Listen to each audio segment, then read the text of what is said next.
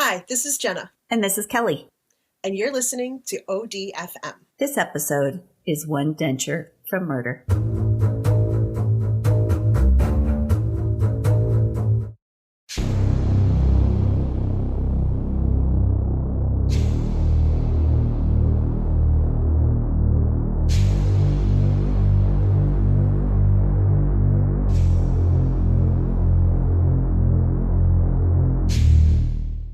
So this story is about John George Haigh, who was born in July of 1909 into an affluent conservative family in Yorkshire, England. We're going overseas. We're going overseas, baby. It's not even a mini-sode.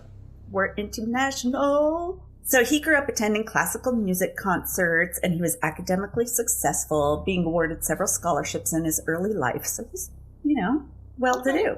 He grew up in a fanatically religious household under the Plymouth Brethren religion. I've never heard of that. No. Had you heard of it? No. The Plymouth Brethren? Yeah. So I read a little bit about it, but household references to the Lord were used frequently to remind him that he was being watched by a disapproving God. So the God in this religion is not... That sounds fun. Yeah. That sounds... Yeah. A little overwhelming. So his parents even built a 7-foot fence around the house and wouldn't let him bring home any school friends in case they may be contaminated by the outside world. What? It's very fanatical. And it was almost like so fanatical that they weren't allowed to even, it wasn't like I think they did go to church, but I think it was just like you weren't supposed to consort with anyone outside of it type of thing. It was very strict. Well, but it wasn't a very well-known, so no. Who could they consort with? Yeah. There was no consorting. It's like a cult. There's no one to talk to. So his childhood was bleak and lonely, shocker. Seriously? I know. That's putting it mildly. And his only friends were his few pets and caring for the neighbor's dog. So at least he liked animals. God. I know. Who's your bestie? The dog. Oh, you have a dog? No, it's my neighbor's dog. It's not even my dog. No, but he's my friend. I know. Wow, this guy's off to a great start. Yeah, yeah. Talk about nature versus nurture type of thing. Right? Mm-hmm. Does your environment shape you, how you turn out? Yeah, kind of, a little bit. Yeah, the Plymouth Brethren were purist and anti-clerical. So it was almost like they didn't want a... Anti-clerical? Like they don't keep records? Oh, okay. Yeah, Okay. Records. It's like... So they just don't write shit down. Okay, we don't want records of our past. Oh my God. Exactly. It was almost like they didn't want a head of the church type of thing. Okay. So no one's even running this gig. I know. I don't get it. So who's to tell you that you're doing it wrong? Right. Well, they did say that Bible stories were their only form of acceptable entertainment. So they went by everything biblical. Yeah, I don't know. I think you should use entertainment loosely. Very loosely. Yeah. Yikes. And there are some pretty racy Bible stories, so I don't know if that's really appropriate either. Yeah, I know, right? Especially the First Testament. Even participating in sports was forbidden. Jeez. I know, this poor fucking kid. Oh my God. John's father believed the world was evil and they needed to keep the family separate from it. Oy. Okay. Yeah, just so generous. This poor kid. Did he have brothers and sisters? Nope. Only child. Jesus. I know. It's just worse. Oh my God.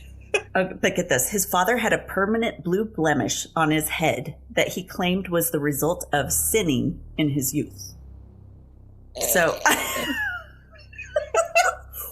so it's like he had a permanent bruise of some sort, some blue mark on his head. Like from a Sharpie? It never washed off.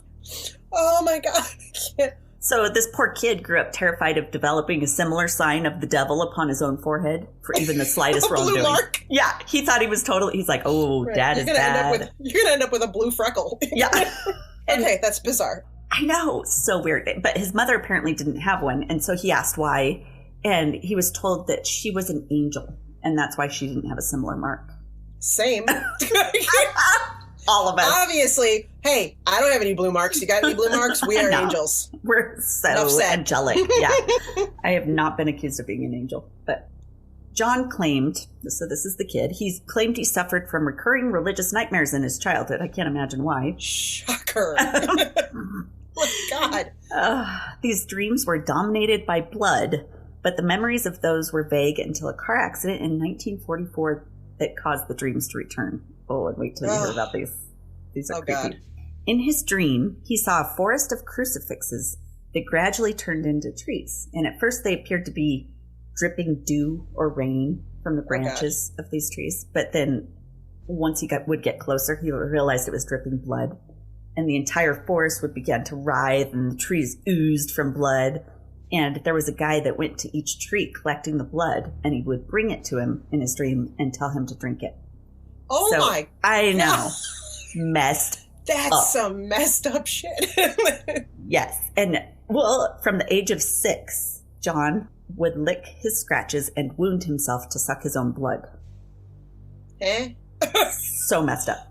Yeah. And he claimed it was because of these dreams. What do you say about that? I don't even have a snarky remark for that. No, That's just seriously messed up. Yeah. He's being groomed to a life of... Oh my God, yes. Craziness. Okay. Ooh, a turning point in his childhood and his developing psyche came when John realized that no mark of the devil was going to appear on his forehead after he had lied or committed some other questionable action. So he figured that out. You figured that out? He lies, I swear, I didn't talk to the neighbor. And then he runs inside to look in a mirror and be like, is there anything? Do you see anything? Dad is lying to me. Weird. I know. Okay. So his belief swung so thoroughly to the other side of those that he was raised with that he began to believe he was invincible and could get away with anything. Okay, there's a lot of extremes. Although everything in the Bible is very extreme. It is. There's not a lot of gray area. It's true. It's very hardcore. So it's very true. God, this poor kid. Well, he became such a manipulative and compulsive liar that he was prone to say just about anything to get himself out of compromising positions. Which... That sounds about right, yeah. When you're raised in a super strict environment, you tend to kind of rebel. And wow. Okay. His was big. Yes, his rebellion was huge. Despite his contentious upbringing, he became an accomplished pianist, learning it all at home on his own because he had nothing else to do. He had the Bible. Oh my God, yeah. Damn, that's impressive. It was impressive. See, you can use all this loneliness and time for good. Yes. And we're complaining about our quarantine when he had this full childhood of basic quarantine. Right, exactly. And I've been like, dude, since March, I haven't been able to. This is so hard. Right? This poor kid. He even won a scholarship to Queen Elizabeth Grammar School in Wakefield, England, and another to Wakefield Cathedral, where he became a choir boy, which apparently was a big deal at this place. It was hard to get into. Good for him. Yes. So after finishing school, he was an apprentice at a firm of motor engineers. And that's allowed? Apparently. I don't get it. I know. I think he kind of got out from under his parents' thumb at this point. Okay, good. Yeah. Yeah. And so after a year of apprenticeship, he took jobs in insurance and advertising. However, at 21, he was fired after being suspected of stealing from a cash box at one of those jobs. Yeah, that's kind of a no-no. Yeah. Even though he was doing good and he had a good... I don't know. It seemed like he had a full future ahead of him. Also, if you're trying not to lie and be devious, advertising is not. Yeah. They will teach you to lie and be devious. That's not the career you want, right? I mean, good point. We both know this well. Right? So, whatever. Oh, okay. Well. In July of 1934, John married his 23-year-old girlfriend, Beatrice Betty Hamer. Okay. That same year, the now 25-year-old John was jailed for fraud. I guess he's not so invincible, huh? Now, while in jail, Betty gave birth to a baby girl who she put up for adoption and subsequently left John. Oh! John's very conservative family ostracized him because of the divorce. Wait. They ostracized him because of the divorce, not because he went to jail for fraud? No, yeah, exactly. Good point. I feel like wait a minute. Your priorities are a little off. Right? Yeah. Mm-hmm. Okay. All right. Doesn't make sense. Yeah. After serving just 2 years, he was released from prison and moved to London, where he became a chauffeur to William McSwan. McSwan. McSwan. That's Yes. Decided to become a chauffeur. That's a very different career It move. is. But whatever. Yeah. Okay. Yeah. And William McSwan was a wealthy owner of amusement arcades. Oh. Yeah. Okay. I mean, with the name like that, why not? Yeah. I imagine one of those swan rides, you know, the little... Yes. You sit in the little, and it goes around in a circle. Just like Get that. on the McSwan. Yeah. Oh, or it's a really, really bad menu item from McDonald's that did not. Oh, the McSwan. Kind of like the McRib, but it's... Oh, God, yeah. I don't know why. It just didn't go over. The ugly duckling. The ugly duckling of burgers. Oh, he also worked for McSwan doing maintenance on those amusement machines. And shortly after his chauffeur stint, he pretended to be a solicitor going by the name of William Adamson. I'm guessing solicitor in the terms of like a lawyer. Solicitor. Okay. I'm guessing. It didn't really... I probably should have looked it up, but you know. Whatever. He did a different thing. Yeah, he did something new. He frequently sold fraudulent stock shares from the estates of his, quote, dead clients at below market rates. So he made up people and then sold stock shares. Eventually, he was caught when one of his clients noticed he had misspelled a town name on his letterhead, an unlikely mistake for an educated solicitor. Dude. Spell check, spell check, Yes. spell check. Being from 1940s England is no excuse not to use spell check. Mhm. I mean, seriously. at least have someone look over it for you. Right, exactly. At least Yeah. get someone to proofread your stuff. I mean, It's true. rookie mistake. Yeah, very, very. So in 1939, he was arrested and imprisoned again because of this. And this time he was sentenced to 4 years for fraud. While in prison, John realized that his biggest downfall was that he had let his fraud victims stay alive to report the crimes. That's where it went wrong. It wasn't the spell check. And it wasn't actually doing the crime. It was leaving people alive to discover the crimes. So what you're telling me is the whole rest of this story could have been avoided had he just spell checked. Yep, had he just spell check. See, people, spell check. It'll keep you out of becoming a very bad man. John became intrigued by the crimes of the French murderer Georges Alexandre Sarret, who had... I'm sorry, what? What did you say? Okay, I'll Americanize it. George Alexander Sarret. That makes it very American. Thank you. Okay, cool. Okay. Yeah, that's I Americanized. got that one now. He had disposed of his victims' bodies using sulfuric acid in 1925. Oh. Yeah, and he was inspired by this technique. Technique. We're going to go with technique. We'll go with clean word of technique. While still in prison, John had lots of time to think, which he used to his advantage. As one does when they're too smart, probably, and have nothing to do. Oh, boy. Yeah, he devised a method of destroying the body of a victim by dissolving it in acid, and he believed that if no body could be found, then no conviction would be achieved, and he decided that he would go after rich, older women once he's out of prison. Oh, my.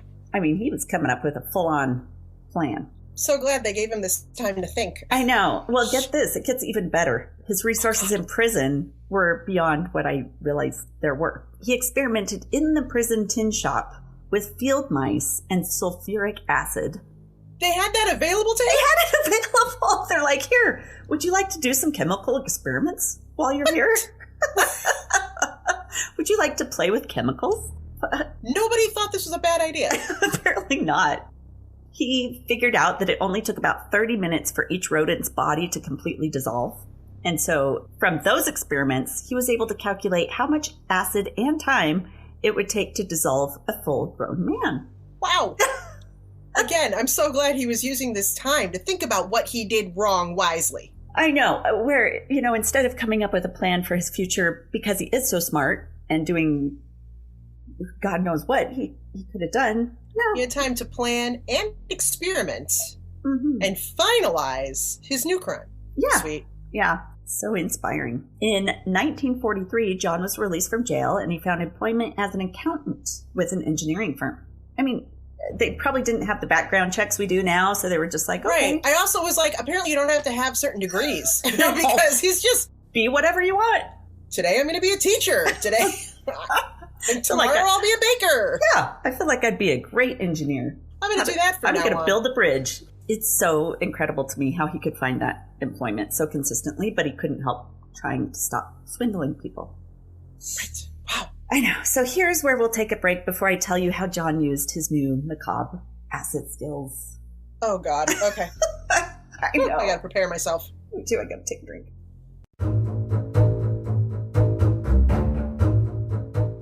So, Kelly, I really look forward to discussing true crime stories with you for our podcast each week. And you do such a great job of putting it together. Thanks. Well, I use Anchor, so it makes it so easy. I love the creation tools. They allow me to edit and record right from my phone or computer without all the expensive or confusing software. And it's free. Wow, all that and it's free? Yeah. Plus, they distribute our podcast for us, so we can be heard on Spotify, Apple Podcasts, and so many more. That's awesome. And we can make money from our podcast with no minimum listenership, right? Yep. Anchor is everything we need to create our podcast in one place. I think anyone who wants to have a great experience making a podcast with a good friend should download the free Anchor app or go to Anchor FM, which is ANCHOR.FM, to get started. For sure. Now let's get back to that murder story. Back to Acid John. Acid John. Okay, so I alluded to this earlier, but in 1944, John was in the severe car accident where he suffered the head wound. Yeah. So the head wound he suffered was bad enough it bled into his mouth. And he likes that taste. He referred to this incident as a catalyst that reawakened those blood-filled dreams from his childhood. Almost like a romanticized event. Yes. I'm kind of surprised he didn't become a vampire. Oh, God. Interesting. No. You say this. Yes. No. Okay. Yeah. So shortly after the accident, he rented a basement space in London where he created a sort of death workshop. Oh, God. I know. It's like Dexter a little bit. Oh, my God. Okay. He installed non-corrosive metal drums, carboys of sulfuric acid, a pump, tools, and protective clothing. Holy crow. And one thing this place had in it was a drain and a manhole to the sewers. Really? Straight from the basement? Straight from the basement. Wow, this place was perfect for him. It was so perfect. Yeah. God. So on September 6th of 1944, John lured William McSwan, the guy that he had chauffeured for. Aw, come on. Old friend. It's like, come on down. So he invited him into his London basement and he hit him over the head. Knocked him out. Then he put William's body into a 40-gallon drum and poured concentrated sulfuric acid onto it. Oh. He came back 2 days later and found that William had been reduced to sludge. Oh, God. Which he then poured down into a manhole. Oh. I'm guessing it wasn't a well-ventilated area. Yeah, I don't know. I can't even Probably imagine. The smell. It was pretty rough reading this one. I would be like, I guess I'm not having lunch today. It's my new diet plan. Yeah. This is how I keep from overeating. Yeah. Just gonna listen to this podcast. So feeling invigorated from the successful murder, as one would. Invigorated. Yes, That's invigorated. That's a choice. John took over William's landlord duties, telling which William, he watched over a bunch of properties of his very wealthy family. Okay. So John decided to take over those duties, and he told William's family that William had run away to Scotland to avoid the draft because it was during a war. Oh. Yeah, so... Convenient. Yeah, very convenient. So eventually, when William didn't return after the draft was over, his parents became suspicious. Right? Where did he go? I guess the war is over. On July 2nd of 1945, John decided he'd better lure William's parents, Donald and Amy, over to the workshop because he didn't want to get caught for William being gone. So he told them that William was coming back for a surprise visit to the basement, apparently. Surprise! Come on down! So he hit them both over the head and disposed of them in the same fashion as he had with William. Oh, boy. He then stole William's pension checks and sold the family's properties, stealing about 8,000 pounds, and then he moved into a posh hotel in Kensington. Like, why not? I've got the money now. Okay. This guy. John developed a gambling problem because he doesn't have enough problems already. The least of his worries, the least of his issues. And by 1947, he was running short on money. So, since he was running through his cash quicker than he expected, he was forced to find another wealthy couple to kill and rob. Oh, yeah. He was in a tight spot. Yeah, you can't just go work or something like that, you know. I just got the chills. So Dr. Archibald Henderson and his wife Rose were selling a house, and John feigned interest in purchasing it. And they liked him so much, because he was so charismatic, he was invited to their flat to play the piano at their housewarming party. Oh, boy. Yeah, while there, he stole Archibald's revolver, thinking it would probably be much easier to use in future murders than his usual tactic of hitting people over the head. Always thinking ahead. Yeah, always planning. Good job, John. He felt that his basement workshop was now too small for his ventures. But it's got all the good. It's made drain. for him. It is. Man, it's got the manhole cover. Okay. He's just insatiable. All right. So he rented a larger warehouse and moved some acid and drums there from the other workshop. Yeah, just furthering his studio space, apparently. Right. Like an artist. Oh, different kind of art form. Yeah. On February 12th of 1948, John lured Archibald to his workshop, saying he wanted to show him an invention. He suddenly is an inventor, as well as an accountant, an engineer. My body sludger. Oh. I have an invention. I have to show you my invention. It's very impressive. I've invented a way to liquefy fat. Oh! Which, I mean, I'm kind of interested in that. To get it off of myself, but maybe not. But you'd like to keep your skin. Yeah, and that's kind of a problem. That's true. I don't want to be his experiment. While Archibald's wife waited in the car, John took Archibald into the workshop and shot him in the head with a revolver. He then ran out and told Rose that Archibald had fallen ill and needed help. So she came in and he shot her when she entered. Yeah. Then he put the couple's bodies in drums of acid, and he forged a letter from them and sold all of their possessions for 8,000 pounds. Again. That's like his number. That's his go-to. That's the golden ticket. But he did keep their car and their dog for himself. He kept the dog. So at least he's a dog lover. Right? I do respect that he's not an animal killer. You know, a lot of he did the mice. Good point. Those poor little mices. They didn't know I what was know. But at least he saved the dog. He saved the dog. I like this dog. And I'm keeping your car, too. Oh, my God. Well, what is he going to take if the dog's a good boy, where's he going to take him for a ride? Yeah, good point. Okay, so John now appeared well-to-do with all his money he was drumming up.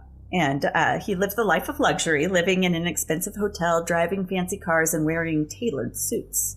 Man, I want to live in a hotel. I know. If I'm hungry, I can order room service. Yes. Somebody else comes in and cleans. Totally. Damn. Seems perfect, right? To his friends, he was cultured and charming. He'd invite them to afternoon tea or even an evening drink at the hotel. And he took them to concerts at the Royal Albert Hall. So he was he was very cultured. Everybody thought he was amazing. Be invited to his warehouse. Don't get invited to his warehouse. Yes. And they all liked him until he would get to know them well enough to find out about their personal properties and where they kept their savings. Like we were saying. Yeah. Okay. And he was super vague about how he made his money. Most believed he was an inventor because of the workshop he would talk about, and he made up details about business deals. So he was an accomplished liar, amongst other acidic things. God, acidic. Oh, a wealthy widow in her 60s, Olive Duran Deacon. Olive lived in the same hotel as John did. She was kind and talented, and she was the widow of a war hero and had been an active suffragette in her day, even spending a night in jail after throwing a brick through a window. Oh, she's a badass. She's a badass women's rights lady. I know. Yeah. I know. So I kind of love her. She thought of herself as an inventor, and when she heard that John worked at an engineering firm, she wanted to talk to him about an idea she had for artificial nails. Oh, no. I know. Oh, no. Don't want to go talk to John about anything. This is a bad idea. So, of course, John seized the opportunity for another kill that could earn him more funds. He told her he loved her idea. Of course he did. Of course he did. I love your idea for artificial fingernails. And I have a great invention on how you can remove them when you're done. Of course, it takes off the whole hand, but... Gross. Totally. Ooh. So yeah, he told her he loved it, and he asked her to come to the workshop to look at some blueprints he'd prepared for her project. Oh, don't go to the workshop. Don't go to the workshop. Olive. Shortly thereafter, Olive seemed to have vanished off the face of the earth. And her friends and family became desperate.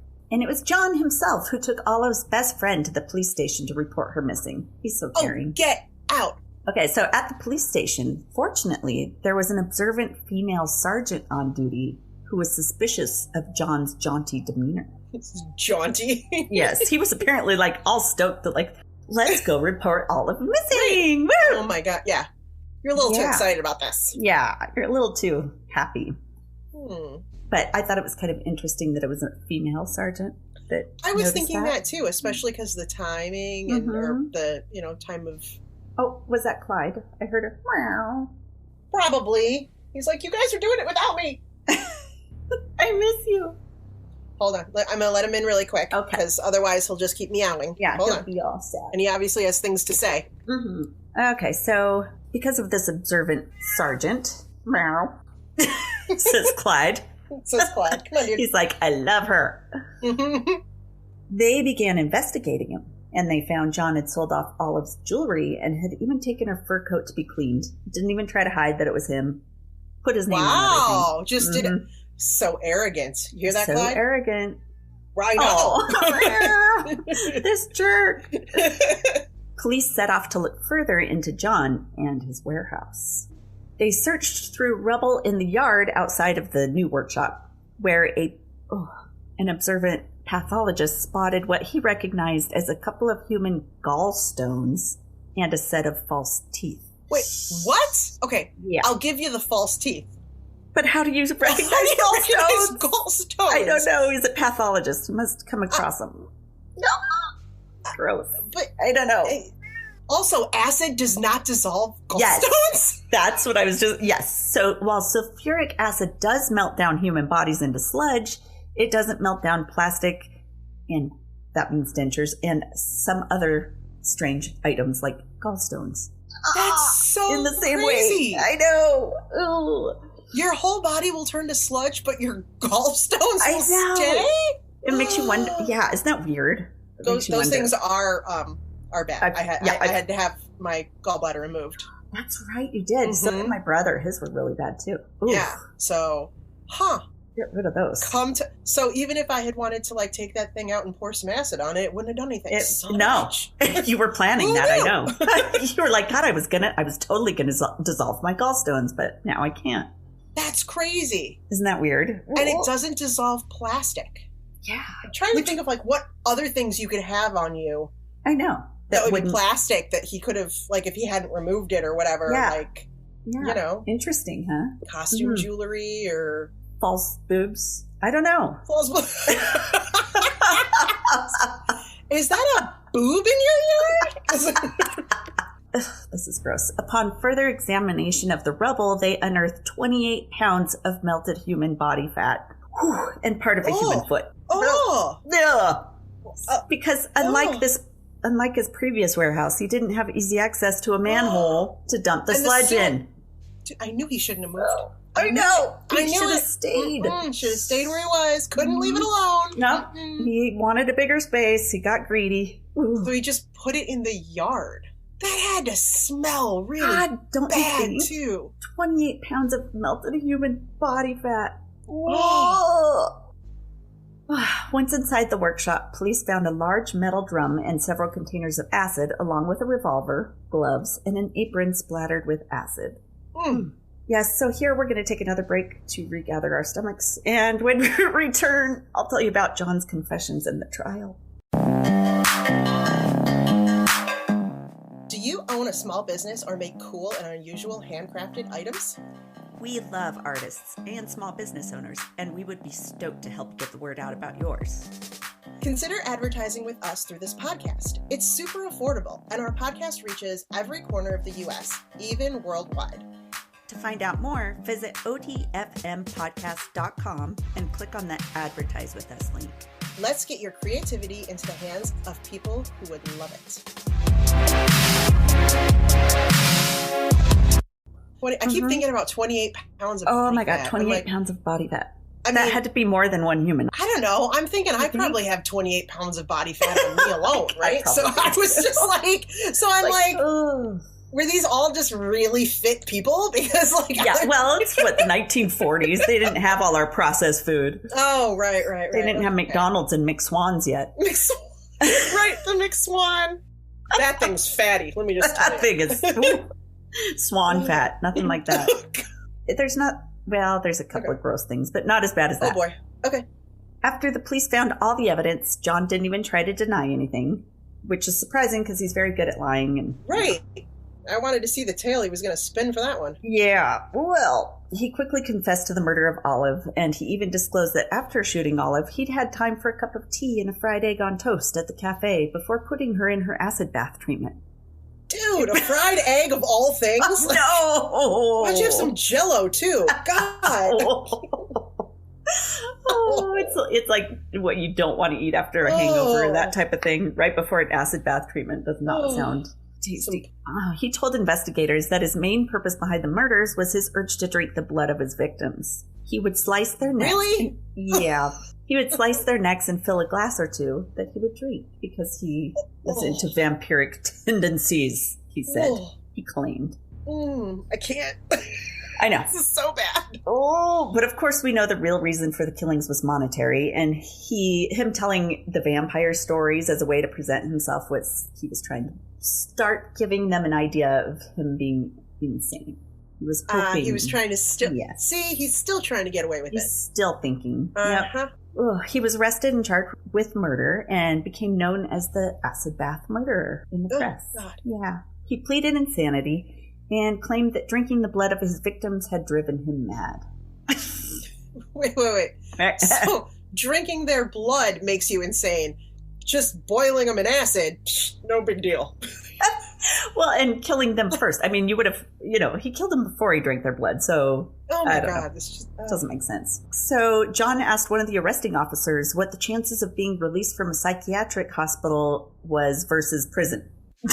So these are questions you should probably ask ahead of time. Yeah, maybe. It's a little late now to... And maybe not the people that are going to report exactly what you've told them. Right, exactly.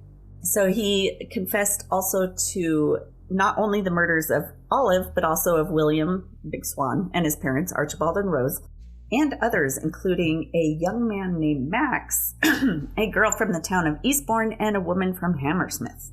But those three couldn't be substantiated or found. So why would you even say anything? I know. Right.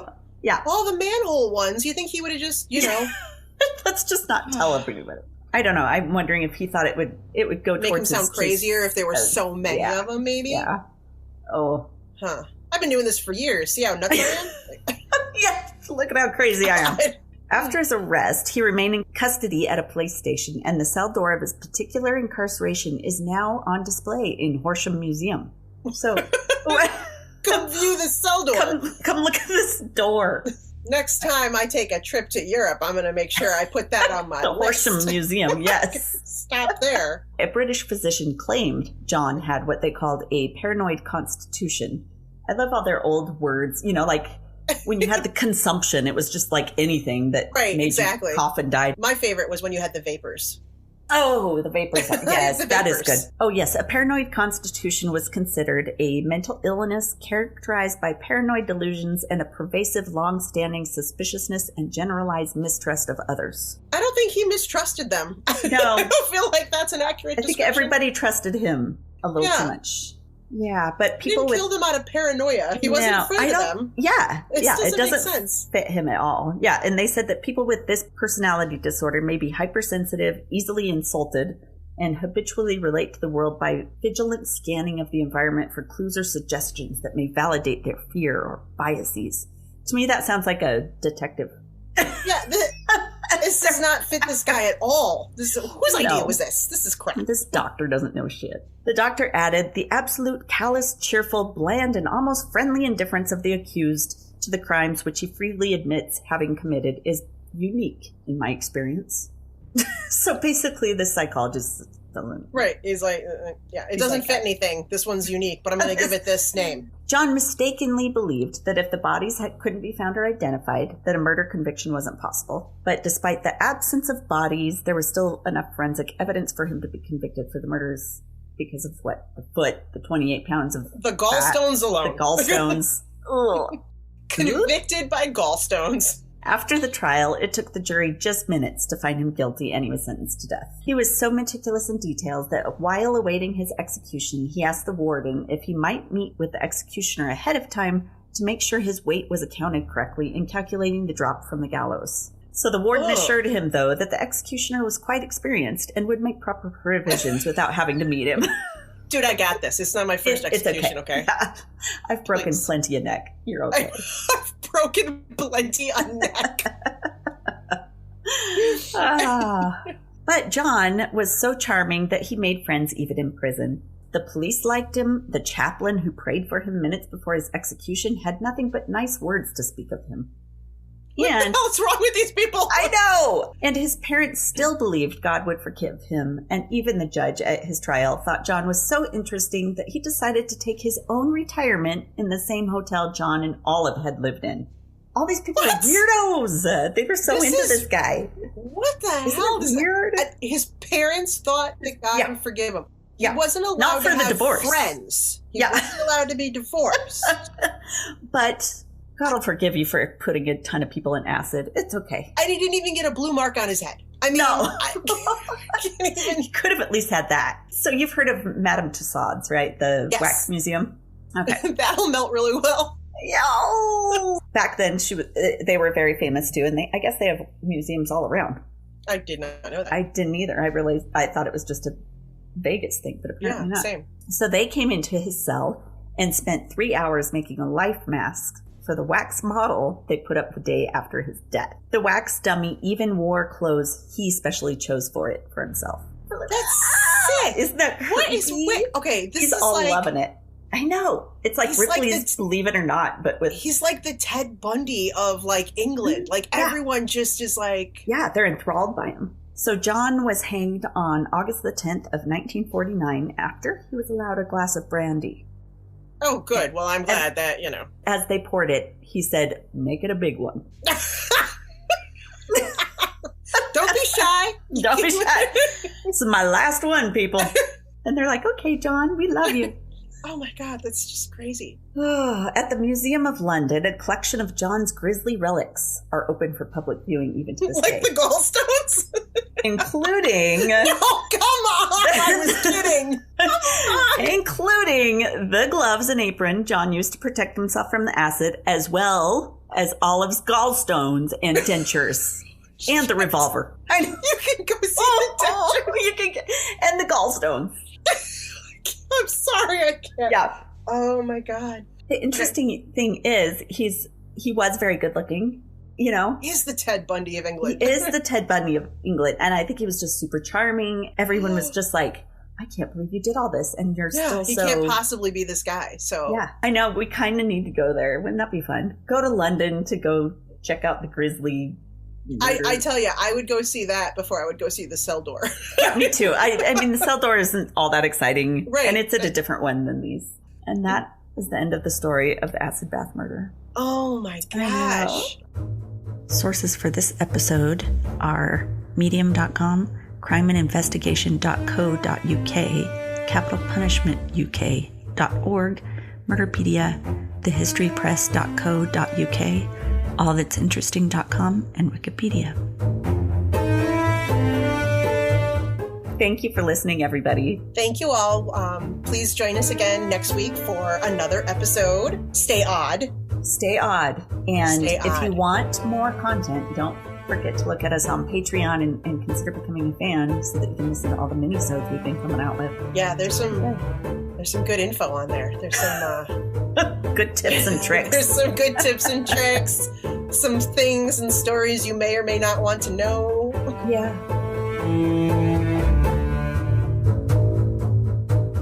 To see images from this story, follow us on Facebook, Instagram, and Twitter at ODFM Podcast, or on our website at odfmpodcast.com, where you'll also find a link to our merch store, where you can get awesome stuff like t-shirts, mugs, stickers, and more. And if the weekly podcast just isn't enough to fill your ODFM cup full, join our fan club on Patreon for more content like minisodes, bloopers, and discounts at our merch store.